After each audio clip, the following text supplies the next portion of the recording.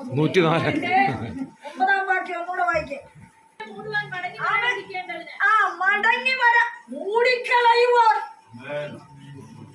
അതായത് നീ ആയിരിക്കുന്ന മണ്ഡലത്തിൽ നിന്റെ കുടുംബത്തെ, നിന്റെ അനുഭവത്തെ, നിന്റെ സന്തോഷത്തെ, നിന്റെ വിടുതലിനെ, നിന്റെ പൂർണ്ണതകളെ ഒതുക്കി കളയുവാൻ പോരാടുന്ന ശക്തിയോട് ദൈവം പറയാം, അവിടെ നിൽക്ക്.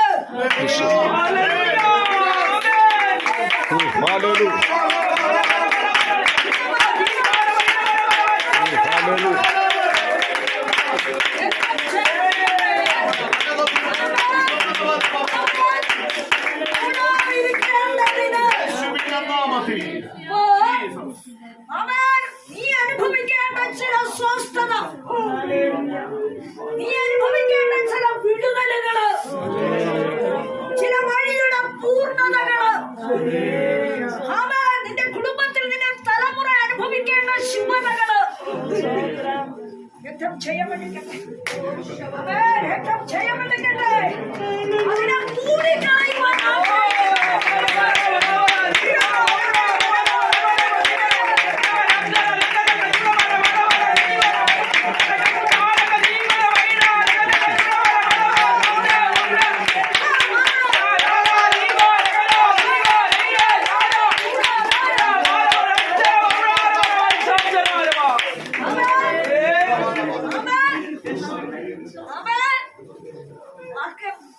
ഉള്ളിലൊക്കെ തിളയ്ക്കണം. എന്താണ് വാക്യത്തിന്റെ തുടക്കം? അപ്പൊ ഭൂമിയിലുള്ളതിനെ മൂടിക്കളയാം.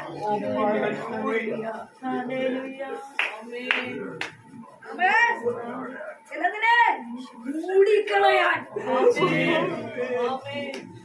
മൂടാൻ എന്തൊക്കെയുണ്ട്?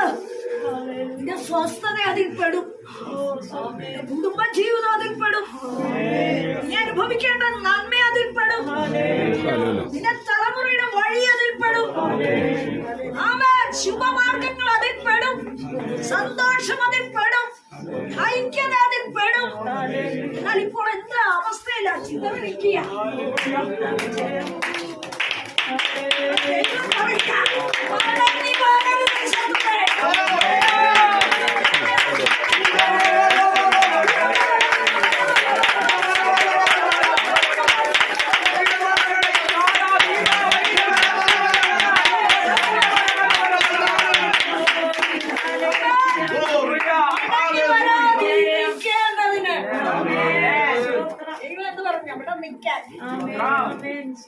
ചിലത് കവിഞ്ഞു വരുന്ന ചില വിഷയം,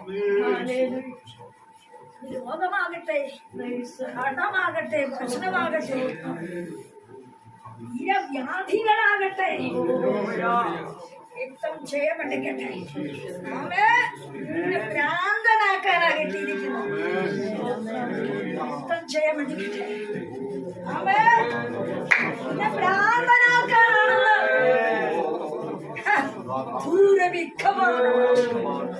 മുക്കിക്കളയുവാൻ, ദേശത്ത് നീ എന്ന വ്യക്തിത്വത്തെ മുക്കിക്കളയുവാൻ, സ്വയബോധമില്ലാതെ മുക്കിക്കളയുവാൻ,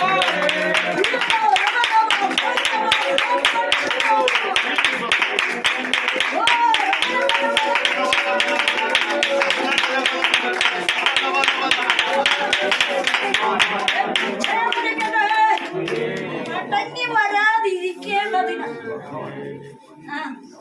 അപ്പൊ മടങ്ങി വരവ് നന്മയ്ക്കും വരാം, തിന്മയ്ക്കും വരാം. അപ്പൊ തിന്മയിൽ നിൽക്കുന്നവർ നന്മയിലേക്ക് മടങ്ങി വരണം.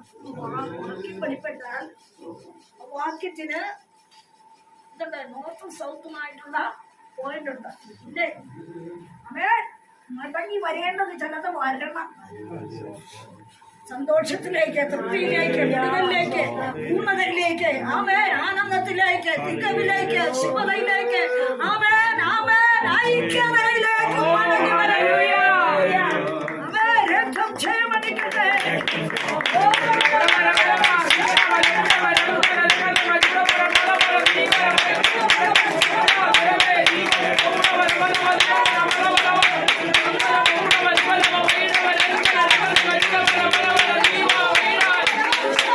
Hallelujah.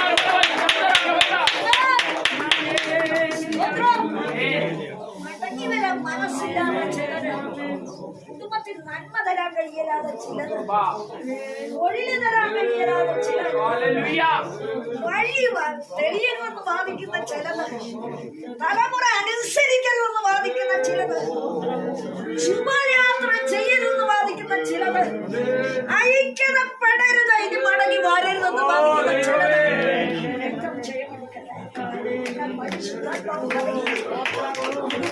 ദൈവം കൽപ്പിച്ച് ചിലത് മടങ്ങി വരും.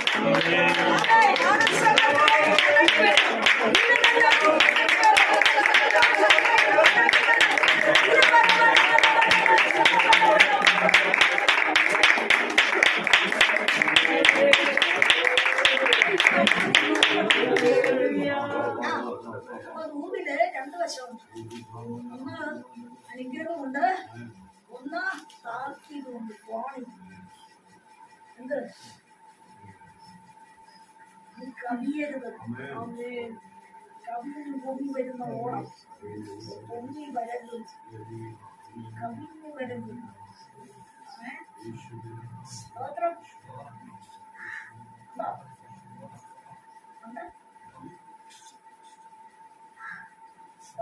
31 അധ്യായം അതിന്റെ 24 വാക്യം ദൈവത്തിൽ.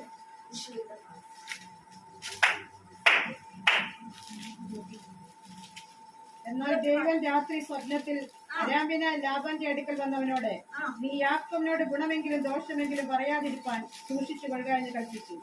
ലാബാൻ യാക്കോബിനോടൊപ്പം എത്തി. 29 വാക്യം നിങ്ങളോട് ദോഷം ചെയ്യുവാൻ എന്റെ പക്കൽ ശക്തിയുണ്ട്, എങ്കിലും നീ യാക്കോബിനോട് ഗുണമെങ്കിലും ദോഷമെങ്കിലും ചെയ്യാതിരിക്കാൻ സൂക്ഷിച്ചു കൊള്ളുക എന്ന് നിങ്ങളുടെ പിതാവിന്റെ ദൈവം കഴിഞ്ഞ രാത്രി എന്നോട് കൽപ്പിച്ചിരിക്കുന്നു.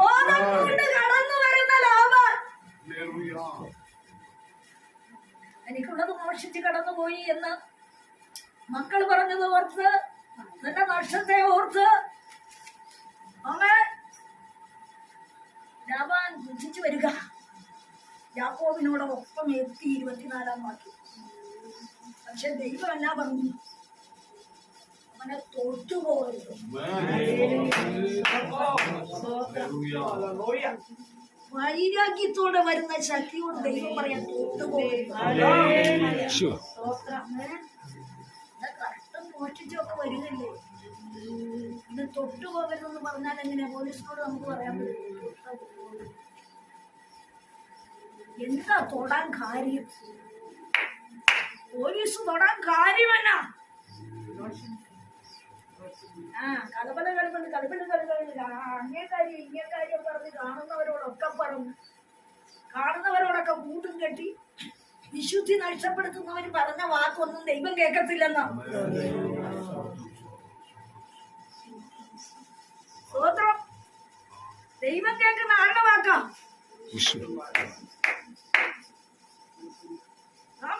യാക്കോബിന് ഊദരത്തിൽ വെച്ച് തന്നെ ദൈവം അനുഗ്രഹിച്ചതാ. എന്നാൽ യാക്കോബ് ആരാകണമെന്നുള്ള ദൈവത്തിന് ഉദ്ദേശമുണ്ട്. വന്ന സ്ഥാനത്ത് പ്രതികൂലം കൊടുത്തു. നികൃഷ്ട ബുദ്ധിയിൽ ഏൽപ്പിച്ച് 2 സഹോദരിമാരെ ഏറെ പ്രേമിച്ചു. 10-20 വർഷം അങ്ങനെ കളഞ്ഞു. കഷ്ടത അനുഭവിച്ചു. ഉള്ളതും കൊണ്ട് ഓടി മാറുക. അപ്പൊ ഇവൻ കാണിച്ച വൃത്തികേടിനൊക്കെ ദൈവത്തിന് ലാബാൻ അനുവാദം കൊടുക്കാൻ മേലായിരുന്നു. നീ അവനെ തൊട്ടോ? അവൻ അർഹതയില്ലാത്തതൊക്കെ കൊണ്ട് ഓടുകയാണെങ്കിൽ കാരണം എന്നാ? അവയെ അനുഗ്രഹിക്കുന്ന ഒരു അപ്പച്ചനകത്തുണ്ടായിരുന്നു. വാഗ്ദത്തം പിടിച്ച് മടിയിൽ വെച്ച് മക്കൾ കടന്നു കൊടുക്കുന്ന ഒരു അപ്പച്ചനകത്തുണ്ടായിരുന്നു.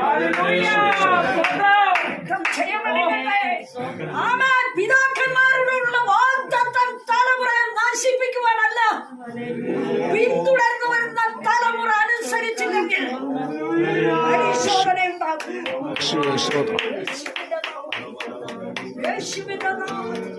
അപ്പച്ചൻ അനുഗ്രഹിച്ചതാ അവയെ. പക്ഷേ ലാബാന്റെ ഭവനത്തിൽ കിടന്ന് യാക്കോബ് പഠിച്ചത്. പക്ഷെ അവനൊരു വിറയലുണ്ടായിരുന്നു. അർഹതയില്ലാത്ത അവയെ ആഗ്രഹങ്ങളും വെച്ച് ജീവിച്ചു കഷ്ടപ്പെടേണ്ടി വരും. എന്നാൽ അതിന്റെ 26 വാക്യത്തില് 31 26 എന്താ പറഞ്ഞത്? നിങ്ങളോട് ദോഷം ചെയ്യുവാൻ എന്റെ പക്കൽ ശക്തിയുണ്ട്. എങ്കിലും നീ യാക്കോബിനോട് ഗുണമെങ്കിലും. അവൻ ശക്തിയുള്ളവൻ ശക്തിയില്ലാത്തവനോട് അടിമയോട് പറയാ, നിന്നോടൊന്നും ചെയ്യരുതെന്ന് നിന്റെ ദൈവം എന്നോട് പറഞ്ഞെന്ന്. നിന്റെ തലമുറ ഏത് ദേശത്തിന്റെ മണ്ഡലത്തിലായാലും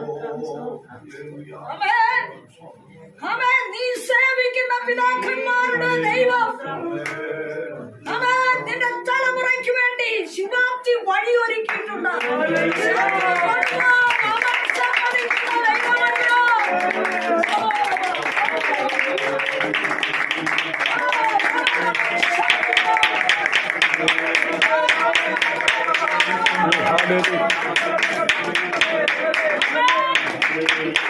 ബുദ്ധിച്ചു വന്ന ഭക്തൻ അവൻ എതിരാളിയായി എതിരിട്ട് വന്നവനാണ് അതിരിൽ വെച്ച് പറഞ്ഞ അവിടെ നിന്നോളാൻ. എതിരിയെ അതിരിട്ട് നിൽക്കുക. സ്തോത്രം.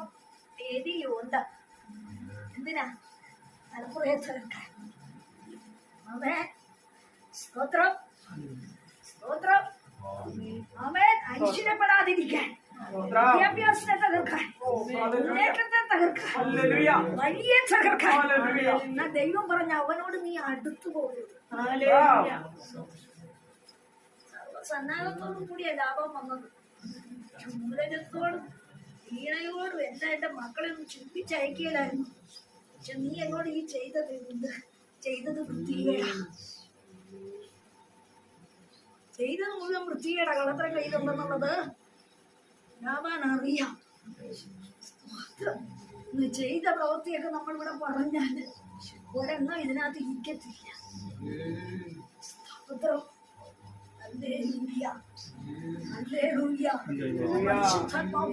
വാഗ്ദത്തമുള്ളവനെ തൊട്ടുപോലെ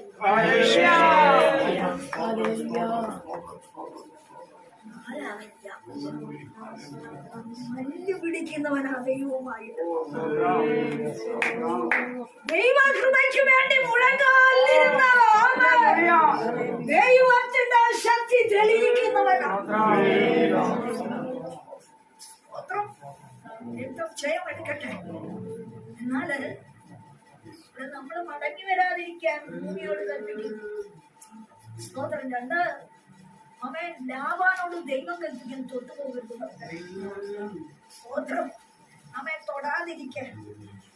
ദേശത്ത് നിന്റെ നേരെ ബഹളമടങ്ങിയ സമയമുണ്ട് അല്ലേ? വാദിച്ചവർ നിനക്കെതിരെ പോരാടിയ വിഷയങ്ങളുണ്ടോ? സ്തോത്രം. ഞാൻ ആദ്യമായിട്ടാണ് കോന്നിയുടെ പ്രദേശത്ത്. ഞാൻ ആ വഴിയൊക്കെ റൂട്ടിലാണ് യാത്ര ചെയ്തിട്ടുണ്ട്. എനിക്കറിയാം. ഞാനവിടെ ഇറങ്ങിപ്പോ ഒരു പലപ്രാവശ്യം. പക്ഷെ ഞാനൊരു കാര്യം പറയാം. എന്തുവാട്ടെ, പക്ഷേ അവൻ പോരാടിയ വല്ല വിഷയമുണ്ട്. കയ്യിലിപ്പിന് ദോഷമുണ്ട്. സ്തോത്രം സ്തോത്രം. അർഹത ഇല്ലാത്തതൊക്കെ പിടിച്ച അവൻ അതെക്കാളും ഒതുക്കിയിട്ട്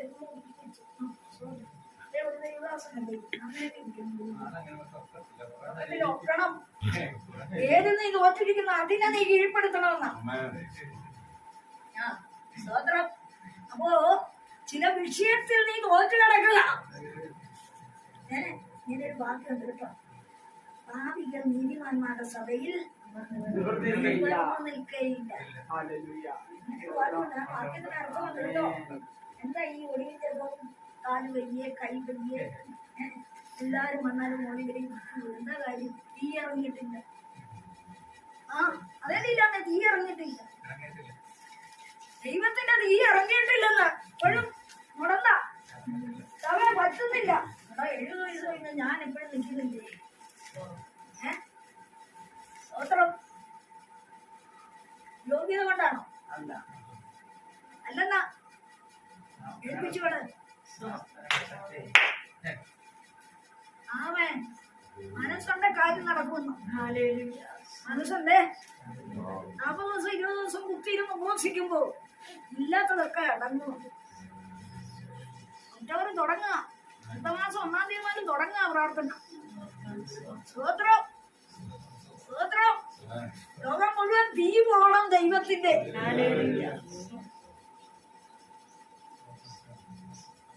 എല്ലാക്കാരും വിളിച്ചു പറഞ്ഞത്, അച്ഛന്റെ മകൻ വിളിച്ചു പറഞ്ഞത് ഇങ്ങനെയാ, വെളുപ്പിനെ 4 മണിക്ക് എന്നെ ഉണർത്തുക. എന്ന് പറഞ്ഞതെന്നാന്നറിയോ, അമ്മമ്മേ ഞാൻ ഇപ്പോൾ ഡെഡ് ബോഡിയായിട്ട് കിടക്കണം, ഞാൻ തൂങ്ങാൻ കയറുമായിരുന്നു. എന്റെ ഭാര്യ എന്നെ ഉപയോഗിച്ച് അവളുടെ ചേർത്തി ഞാൻ എന്നെ അറിയാതെ കുഞ്ഞിനെയും കൂടെ കാണിക്കാതെ കൊണ്ടുപോയി. എന്റെ ജോലി, ഞാൻ PhD കാരനാണ്, ജോലി നഷ്ടപ്പെട്ടിട്ട് 1 മാസം. അച്ഛൻ്റെ മോൻ. പക്ഷെ അവൻ പറഞ്ഞു തന്നെ വാക്യം കിട്ടിയപ്പോ ദൈവം എന്നെ ജീവിക്കാൻ വേണ്ടി ഏൽപ്പിച്ചു. ആത്മാവ് ചെന്ന് ടച്ച് ചെയ്ത് തങ്ക പ്രാപിച്ച് നലച്ചെന്ന് പരിശുദ്ധാത്മാവ് ചെന്ന് ചില സ്ഥാനത്ത് അലയ്ക്ക് വന്ന് ജീവിക്കടാ, നീ മരിക്കാനുള്ളവനല്ല. നിന്റെ കുടുംബത്തിൽ എണ്ണം കുറയാൻ ദൈവം അനുവദിക്കത്തില്ലെന്ന് അവൻ പലതും കണ്ട്, അവൻ പലതും കേട്ട്, പലതും ചൂണ്ടി, പലതും പലപ്പോഴും പറഞ്ഞു. പക്ഷെ പരിശുദ്ധാത്മാവ് പറയാം പുതിയത് ചിലത് ദൈവത്തിൽ ചെയ്യാനുണ്ട്. അനുഭവിക്കാൻ പോവുകയാണ്. ഇതുവരെ കണ്ടിട്ടില്ലാത്ത ചിലത്, ഒരു അനുഭവത്തിന്റെ വഴി നീ കാണാൻ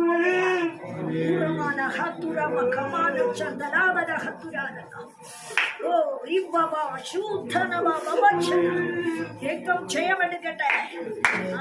നീ പറഞ്ഞില്ലേ നടക്കത്തില്ല, സാധിക്കത്തില്ല, എന്തുകൊണ്ട്, എങ്ങനെ, എപ്രകാരം, ഏതൊന്നിനാലെന്ന് നീ ചോദിക്കുന്നില്ലേ എന്ന പരിശുദ്ധാത്മാവ് പറയുക, പുതിയത് അവൻ ചെയ്യാൻ ക്ഷയമെടുക്കട്ടെ.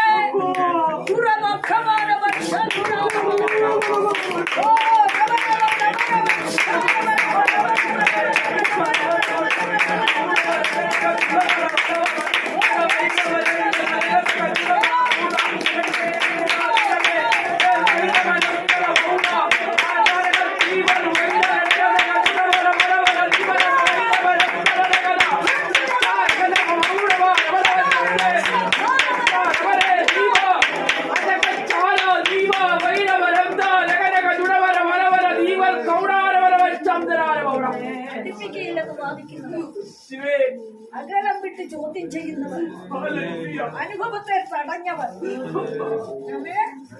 സഹിയായ അനുഭവത്തിൽ നീ കടക്കത്തില്ലെന്ന് നിന്റെ തലമുറയോട് വാദിക്കുന്നവർ,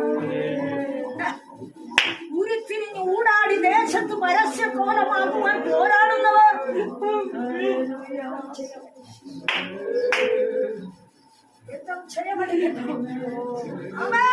അവർ ലജ്ജിക്കും, നീ ലജ്ജിക്കത്തില്ല.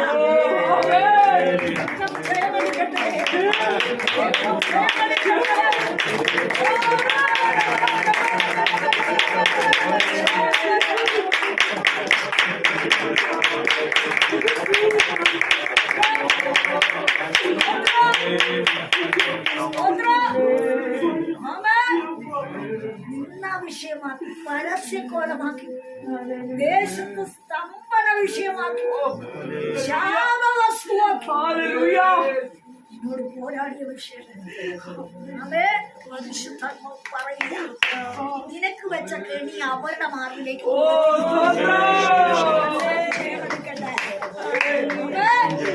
ചിലരെ പ്രാർത്ഥിക്കുമ്പോ ചുണ്ടിക്കുമ്പോ പറയൂ, അയ്യോ അവിടെ വരെ എങ്ങനെയാ വരുന്നത്, അയ്യോ പല കാര്യമുണ്ട്, അതൊക്കെ വിട്ടേക്ക് വരാൻ പറ്റും. ദൈവത്തിന്റെ ഒരു വചനം വീഴുമ്പോ അവിടെ കൂടുതലാണ്,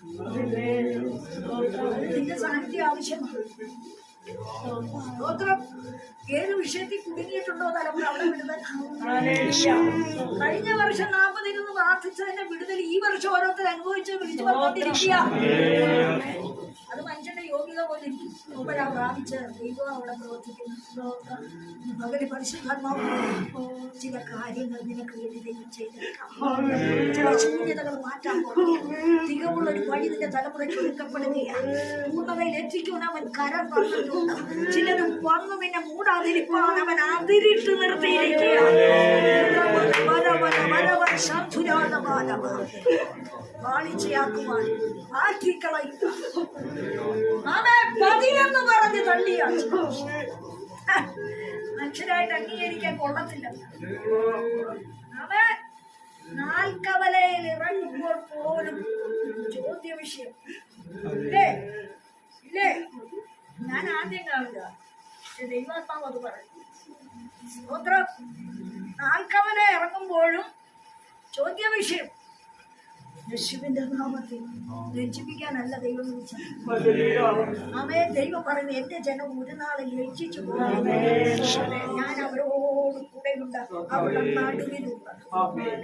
സ്തോത്രം. എന്ന് പകർക്കാൻ ഉറപ്പുള്ള, സ്ഥിരതയുള്ള, ഉത്സാഹമുള്ള, തീഷ്ണതയുള്ള, എരിവുള്ള ഒരു വിശ്വാസം ഉയരട്ടെ. എന്റെ കർത്താവ് എനിക്ക് വേണ്ടി പ്രവർത്തിക്കും, എന്റെ കർത്താവ് എനിക്ക് വേണ്ടി പ്രവർത്തിക്കും, എന്റെ കർത്താവ് എനിക്ക് വേണ്ടി പ്രവർത്തിക്കും. ആമേൻ. അതിമഹത്തായ പ്രതിഫലമുള്ള ധൈര്യം തള്ളിക്കളയരുത്. ജയമടിക്കട്ടെ. ആമേൻ. ഈ ധൈര്യം പിശാചിന് ഇഷ്ടമല്ലാത്തത്. കേട്ടല്ലോ ദൂത് തുടങ്ങിയപ്പോൾ പൗലോസ് പറഞ്ഞു, ഈ യാത്രയിൽ നിങ്ങളുടെ പ്രാണന് ക്ഷയമില്ല. പക്ഷേ പൗലോസ് പറഞ്ഞതിനേക്കാൾ ശതാധിപന്റെ മാലൂമിന്റെ വാക്ക് ശ്രദ്ധയോടെ കേട്ട് യാത്ര തിരിച്ചു. ചില താല്പര്യം സാധിക്കാൻ യാത്ര ദൈവത്തിന്റെ ആത്മാവിനെ മാറ്റിയിട്ടു. പക്ഷെ ദൈവം അവിടെ എന്ത് ചെയ്തു? അവയെ ശക്തമായ കൊടുങ്കാറ്റിക്കൊണ്ടേ. പക്ഷേ അത് ദാസനോട് പറഞ്ഞ വാക്ക് ദൈവം പാലിച്ചു, മാറ്റിക്കളഞ്ഞില്ല. പ്രാണങ്ങൾക്ക് ഈ യാത്രയിൽ കഷ്ടമില്ലെന്ന് പറഞ്ഞു, നഷ്ടപ്പെടത്തില്ലെന്നും പറഞ്ഞു. പക്ഷേ കരപറ്റി മറപറ്റി ഇവര് കാണിച്ച വികൃതിക്കെല്ലാം ദൈവം ഇച്ചിരിട്ട് കറക്കിയെന്ന്. സ്തോത്രം. ഇപ്പൊ ദൈവാലോചന കേൾക്കും പലരും, പക്ഷെ അതനുസരിക്കുക. അതിനെന്ത് ചെയ്യും? ചില പോരാട്ടം അങ്ങോട്ട് കൊടുക്കും, ചില ഭാരം കൊടുക്കും. നമ്മളെ ഒത്തിരി ദൈവാലോചന കേൾക്കും, അനുസരിക്കുക. എന്ത് ചെയ്യും ദൈവം? എന്ത് ചെയ്യും ദൈവം? കരപറ്റി മറപറ്റി ഓടിയെന്ന് പറഞ്ഞാൽ കര നോക്കിയപ്പോ കൊള്ളാൻ, ചവിട്ടാൻ കൊള്ളാം. മറ ചിലരെ മറച്ചു പിടിച്ച് കാര്യം സാധിക്കാൻ കൊള്ളാം. സ്തോത്രം. താല്പര്യം സാധിച്ചു, നങ്കൂരം ഇട്ടു, തെക്കൻ കാറ്റ് മന്ദമായി വീശി എന്ന് പറഞ്ഞാൽ ചില കാര്യങ്ങളൊക്കെ നടക്കും, ചില കാര്യങ്ങളൊക്കെ സാധിക്കാം. ഇത് കുഴപ്പമില്ല, ഈ വഴി കുഴപ്പമില്ല എന്ന് പറഞ്ഞൊക്കെ തെരഞ്ഞെടുക്കും. ദൈവം പറയാ, എടാ ഈശാനം മൂലം എതിരെ വരുന്നു. ആത്മാവിൽ ആലോചന പറഞ്ഞവൻ ആരെങ്കിലും നീ നിനക്ക് വെളിപ്പെടാൻ പോവുകയാണ്.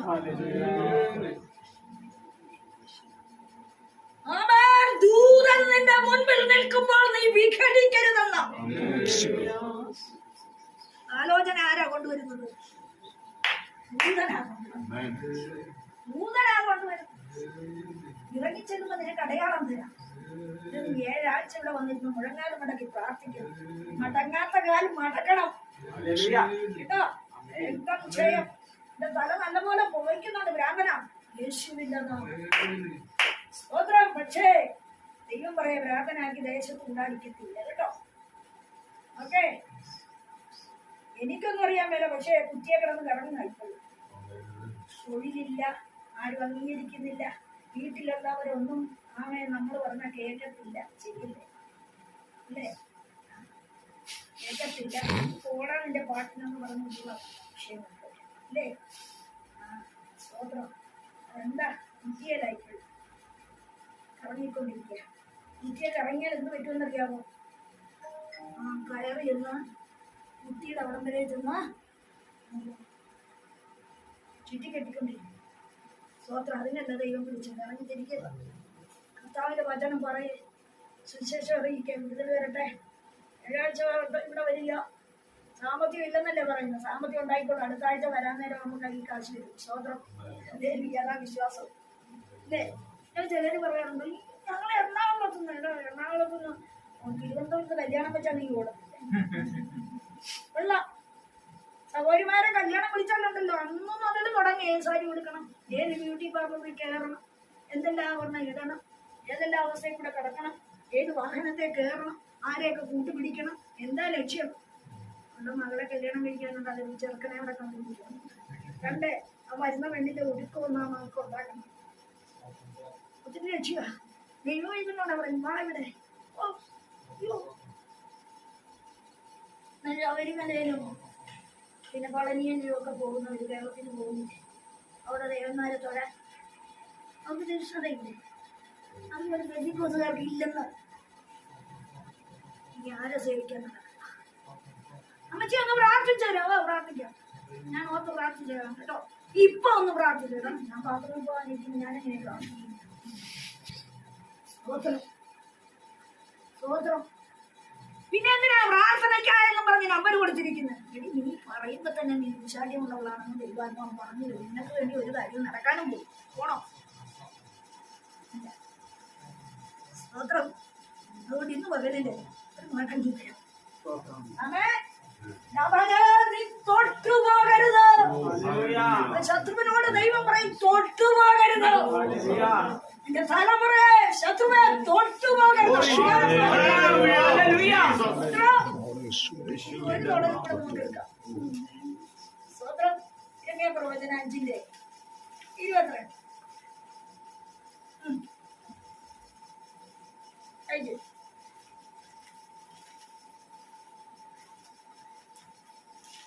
സ്വതന്ത്രം 5:22. ഇത് കേൾപ്പീൻ, നിങ്ങൾ എന്നെ ഭയപ്പെടുകയില്ലയോ, എന്റെ സന്നിധി വിറയ്ക്കില്ലയോ എന്നെ യഹോവയുടെ അരുളപ്പാട്. ഞാൻ കടലിനെ കവിഞ്ഞു കൂടാതെ വണ്ണം നിത്യപ്രമാണമായി മണൽ അതിരാക്കി വെച്ചിരിക്കുന്നു. തിരകൾ അലച്ചാലും സാധിക്കില്ല, എത്ര തന്നെ ഇരച്ചാലും അതിൽ കടക്കിയില്ല. ഈ ജനത്തിനോ ശാഠ്യവും മത്സരവും ഉള്ള ഒരു ഹൃദയമുണ്ട്.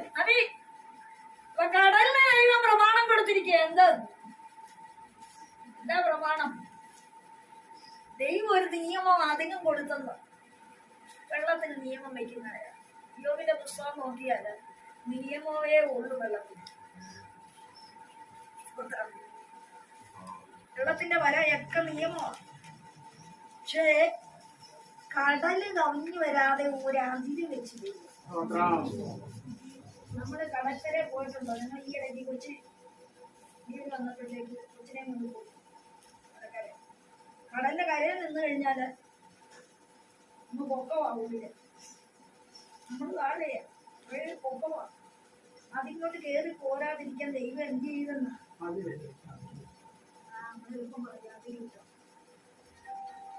ഒരു പിടി മണൽ അവിടെ വെച്ചിട്ട് പറഞ്ഞു ഇവിടെ നിന്നാ മതി, നീ അലച്ചാ. അവൻ ദൈവക്കടലിന് ഒരു പ്രമാണം കൊടുത്തു, നീ നിന്റെ അലപ്പ് ഇവിടെ നിന്നാ മതി. അത് കടന്നു വരാതിരിക്കാൻ ദൈവം എന്ത് ചെയ്തു? മണലിനെ അതിരു വെച്ചു. എന്ന് പറഞ്ഞാൽ എന്താ? വമ്പിച്ചു പൊങ്ങി ഉയർന്നു വരുന്ന തിരയെ ഒതുക്കിക്കളയുവാൻ ദൈവത്തിന്റെ ശക്തിയുടെ കാലം.